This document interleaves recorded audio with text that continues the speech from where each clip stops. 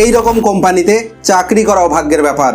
Company ভালো টাকার ব্যবসা করেছে, তাই মালিক খুশি হয়ে কর্মচারীদের গাড়ি উপহার দিলেন।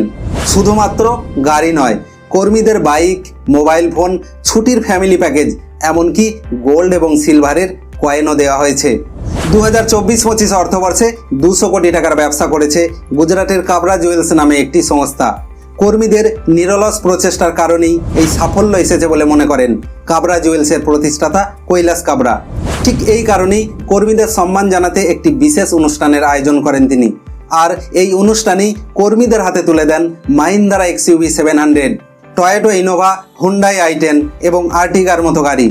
বছরে 2 কোটি টাকা টার্নওভার এবং মাত্র 12 জন কর্মচারী নিয়ে শুরু করা এই কোম্পানিতে বর্তমানে এমপ্লয়ির সংখ্যা প্রায় 140 জন। সব কর্মচারী যদি এইরকম মালিক পেত, তাহলে মালিক এবং কর্মচারীর চিরাচরিত সম্পর্কটাই বদলে যেত।